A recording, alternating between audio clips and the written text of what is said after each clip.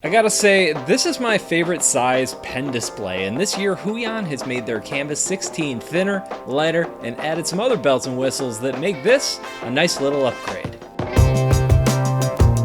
Hello, my name is Brad. I review tech for creative professionals, and it's been about a year and a half since we've seen the Huion 16 upgraded, and that's okay. The last version was really good, and this one isn't revolutionary, at least in terms of upgrading. It just cleans some things up, better lamination, thinner build, USB-C options, so you know, nice little upgrades. Now, if you're new to this kind of thing, the Huion Kamvas 16 is a pen display. If you've never used one before, it's basically a monitor that plugs into your computer. It looks like a full computer tablet, but it's not. You really do need to connect this to a computer to make it work.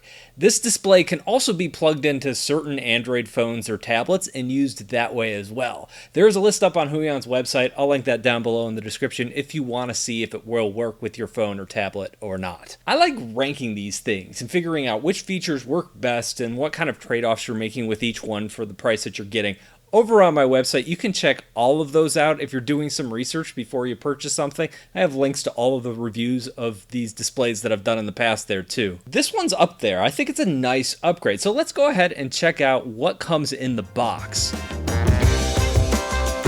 We have the display itself. I also have a stand. Now, not every model comes with a stand, so pay attention when you're buying one of these, especially if you're buying it from a site like Amazon. If you're buying it directly from Huion, you can add the stand in for an extra $30. It also comes with the cords you need to connect this to your computer, both the USB-C cord if you want to connect it that way, and an HDMI USB-A combo cable. Then there is the pen, of course, and the little pen holder that has some extra nibs if you open it up. Like most electronics, there's a little instruction booklet, but this one has a cleaning cloth. You turn it over, and what do we have? Ooh, drawing glove.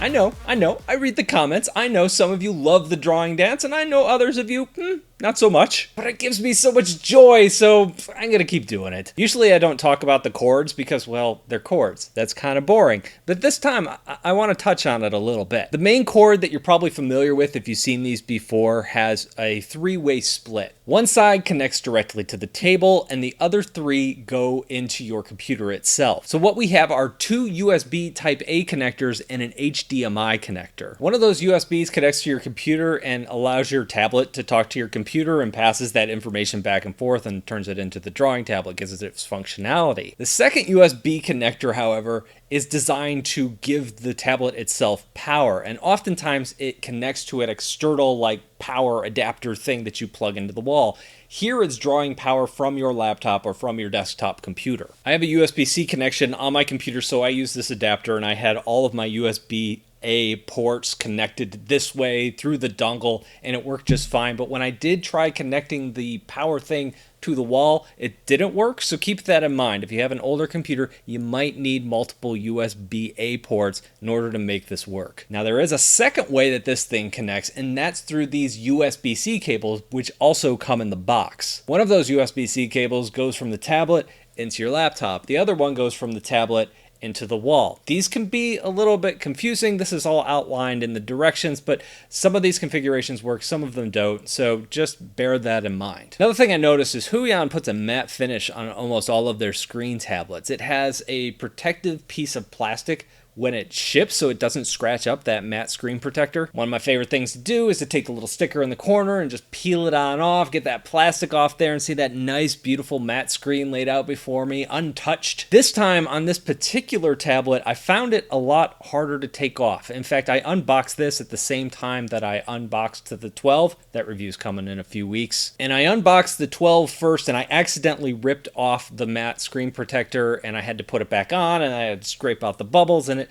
wasn't quite left pristine the way I like it to. So when I got to unboxing the 16, I had to be really careful. I couldn't just pull that sticker off and have that come off.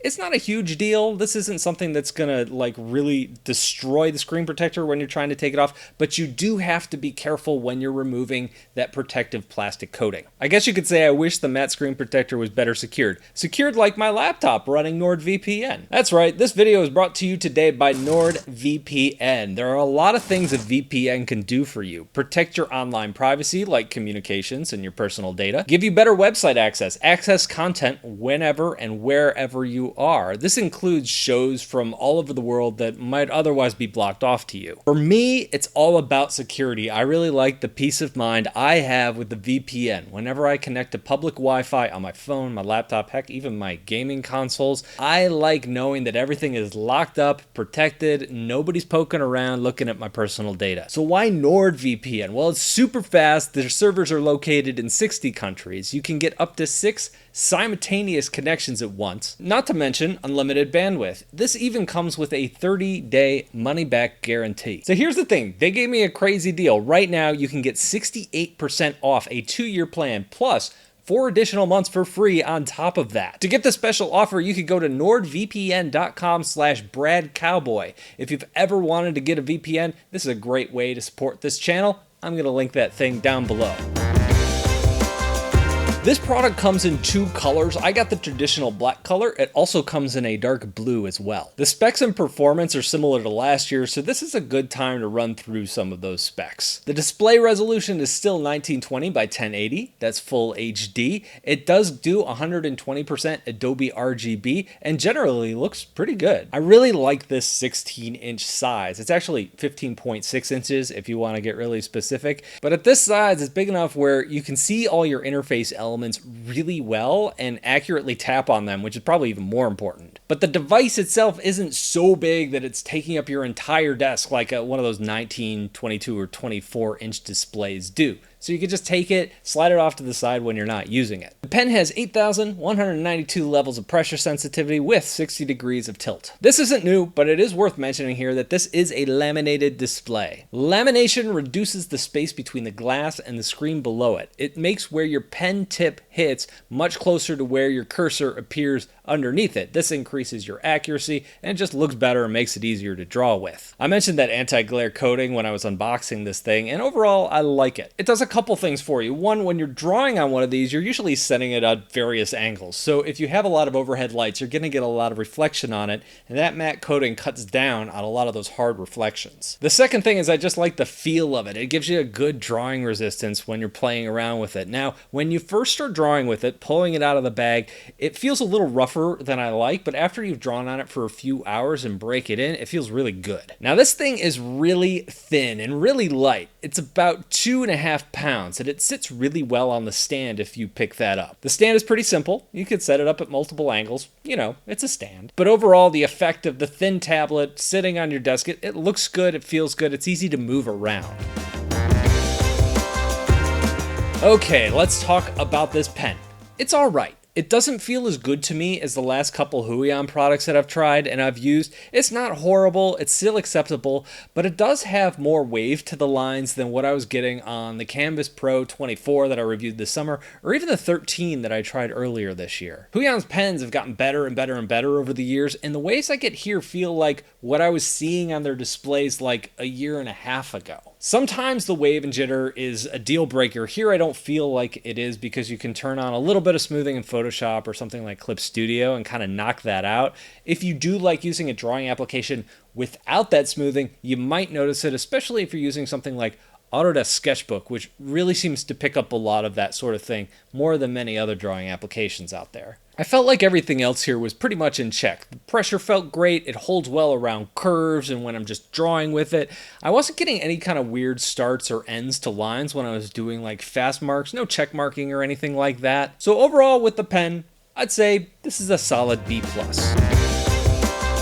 This display also works when you connect it with certain Android phones and tablets. I'll say this about it. It's a cool idea, but I don't particularly enjoy using it. Android apps are designed for touch, and this is not a touch screen, so any of the intuitive interfaces that you use on your phone or tablet just aren't quite as useful here. The pen still works great, the pressure's great, the accuracy is fine, but if you want to zoom in and out or undo or use any of those hand gestures, what you need to do is you need to turn your phone or your tablet into a touch screen to use in conjunction with it. And so that feeling of drawing on your tablet and then going over to your phone and moving things around, it feels disjointed. It's not a fun way to draw. In a pinch, all of this works. You can definitely create this way. You can definitely draw this way, but I just wasn't a fan of it. I'd say this is a nice feature to have, but I'm not sure this would be the reason I would buy one of these displays. It's just a nice addition. The Kamvas 16 is a nice incremental update to Huion's drawing tablet lineup. And at this price point, I feel like it's a pretty solid buy. There are some drawbacks with the pen. It's not perfect. It's not as good as what you get with the Wacom or something like that, but I feel like at this price point, it's a tremendous value. If you have the last one and you're thinking, oh, maybe I should upgrade, no, I don't think there's any reason to really upgrade, but if you're new to digital art and you're looking to kind of get your feet wet and start with something that's a good size, but you know, not too terribly expensive, this is really that sweet spot.